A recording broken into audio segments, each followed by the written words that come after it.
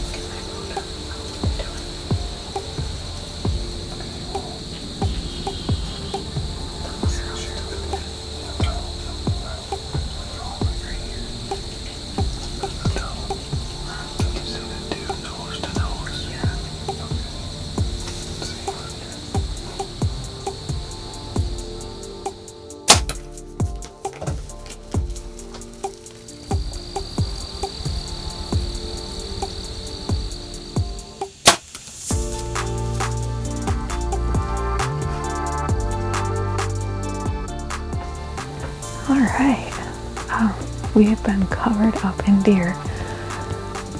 Took a shot on 2 nice doe, so hopefully we can get out and recover both of them. I don't even know how many deer tonight, honey. At least 13. At least. So we definitely have some more doe management to do down here, but an exciting way to start the season.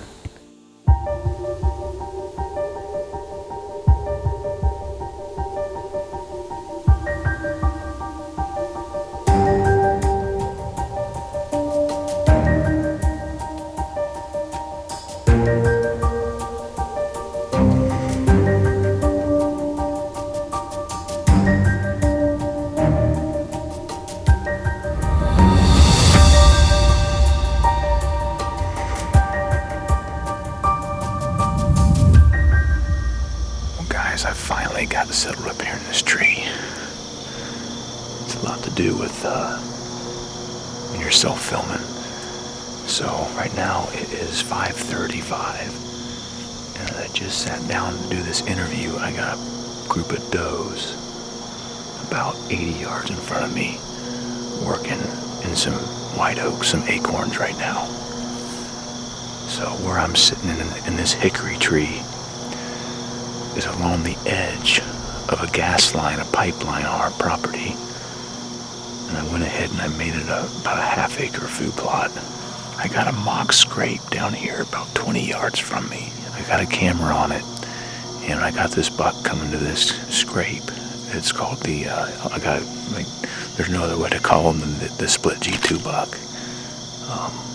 If I was here about two evenings ago, Sunday evening on the 27th, I would have got an arrow off on him, but that's the way it goes. But he's in the area, so that's who I'm in here after. Feels great to be in a tree stand, especially with it being 60 degrees as opposed to being mid-80s over the weekend. I just didn't want to get out in the heat, but a lot's changed since I talked to you guys last time with my son. We were glassing that alfalfa field. The buck that I was really excited about, the Jordan buck, actually got killed on opening night, believe it or not, 1.5 miles from here. And I just got pictures of him about 12 days ago.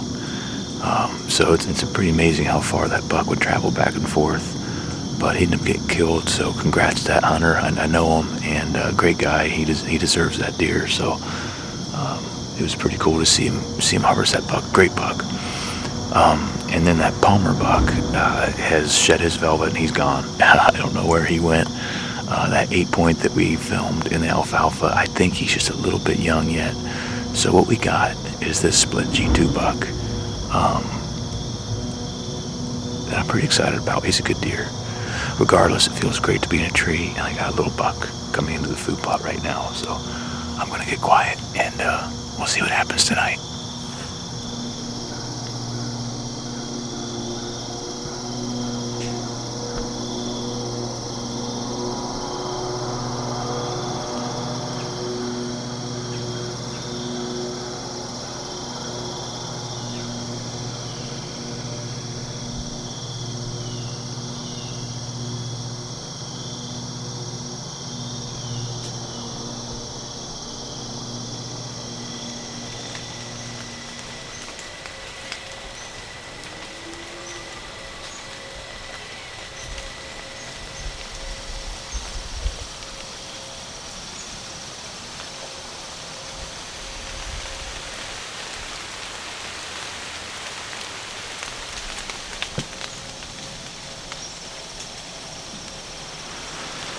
guys, the sun's just setting, and I haven't seen any deer since those does went in the woods. Go figure, though, the rain is just clearing out as it's starting to get darker, but I don't know if the deer were as surprised about that rain as I was, or what the deal was with that, but definitely suppressed the movement a little bit. Got about 15-20 minutes of camera light left. If anything shows up, I'll be sure and show it to you. If not, it's going to be probably until Saturday. Today is Tuesday the 29th. So it's probably going to be Saturday, October 3rd before I get back out. In the meantime, I'll keep monitoring trail cameras and try and put my thumb on this split G2 buck, and just to make sure he's still in the area. So thanks for watching, guys, and I'll see you back in the tree in a few days. Alright guys, I finally just got settled up here. I'm soaking wet. The front's still going through right now. It's taking its time, but the temperature's definitely dropping. I'm keeping the camera kind of mobile right now. As soon as I get on this interview, I'm going to put it back in my bag just to keep it dry, because if not, it'll get too wet to keep out. But I'm in the same spot as I was on September 29th, and so hopefully this front will clear up soon and the deer will get on their feet. That's the plan anyway. So keep you guys posted. We've got about an hour and a half before sunset, so it's going to get dark pretty quick with this cloud cover unless it clears up. I'm just hoping this front gets out of here soon and the deer get on their feet.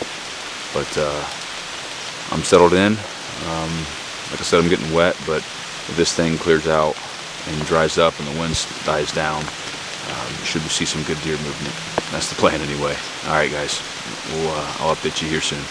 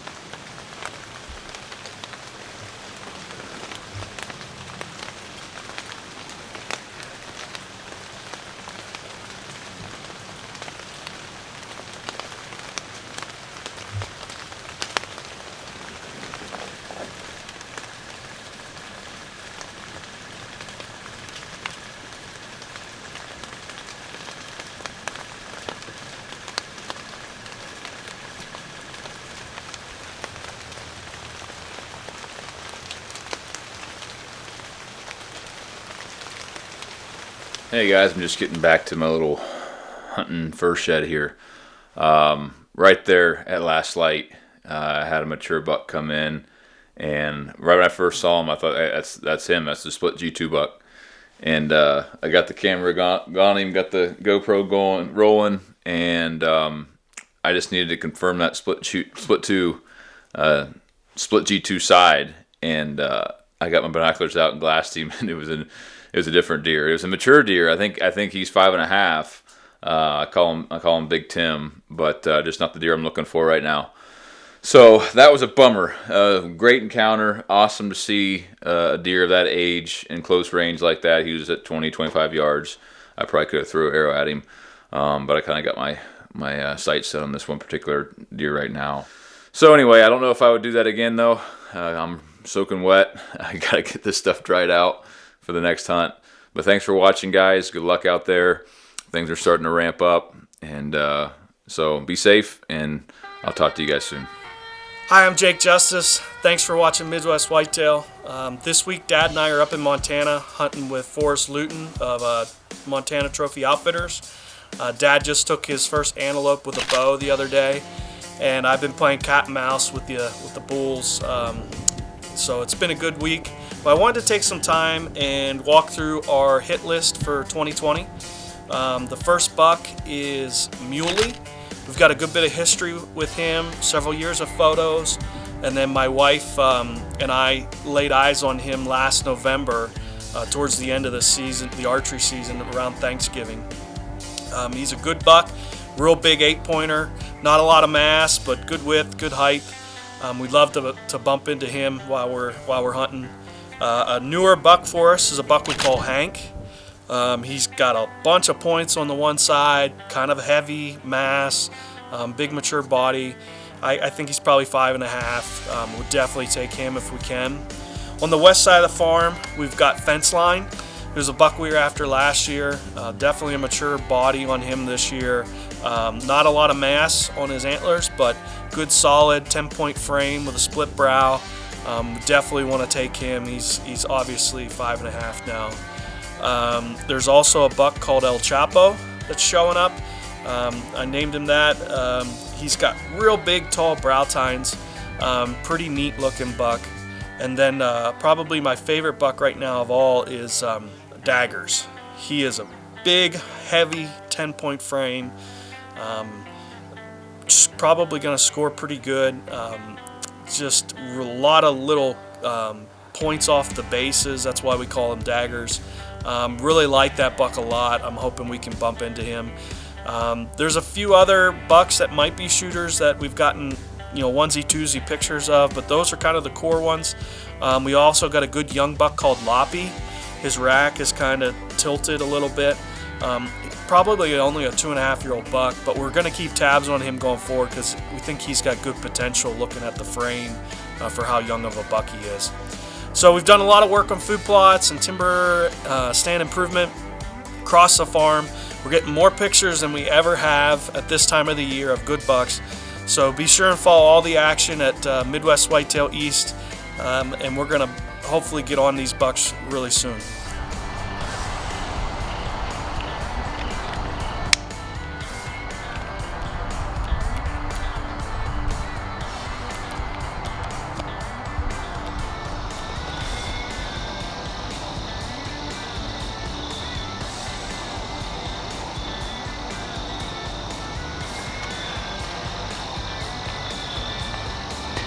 Alright guys, it is October 3rd. I'm out here for an afternoon hunt. I actually got Matt with me. We decided to separate here this afternoon. As we're just trying to do some doe management, I guess you could say, down here at the farm. And we didn't even get set up yet. We already got a couple does out in the other corner of the field here and some turkeys. Actually hunted this morning in my urban spot alone and checked some cameras and stuff while I was up there. Seen a few deer in the morning, but the buck Hank did pop back up. I haven't seen him for almost a month, at least on camera, trail cameras anyways. And then the other buck that I've been watching since I guess about last year, big 7-pointer, he's showing up. So at this point, Hank's a long shot, it seems. After looking, through his past histories, he's just very inconsistent, and the properties are small, so we just don't have a lot of room to move around and make much adjustments on him. But we'll stay after him and with hopes that he'll come in. But I'm not going to hold out for him, I guess you could say. The big 7's definitely on the list. He's up pretty frequent when it comes, at least for the month of October. So. But like I said, we're at the farm this afternoon. Pulled some cameras as soon as I got here real quick. Or cards from the cameras when I got here. And again, kind of a similar thing. Not much for any good buck activity. But we are seeing some does and stuff, so that's why we're after them tonight. Usually the farm don't start to pick up until mid-October, late October. We start to get some decent buck activity. So There is one buck. It's a big 4-pointer that I talked to you guys about early, end of the summer. And I think he's at least probably a 3-year-old deer, but he just don't have much of a potential, so I don't know. I got the recurve if he comes in. Definitely probably take him if I can. But we got great weather here the last few days, and the deer movement's definitely picked up overall, so like I said, we already got deer moving. Should be a good night. We'll see how it goes.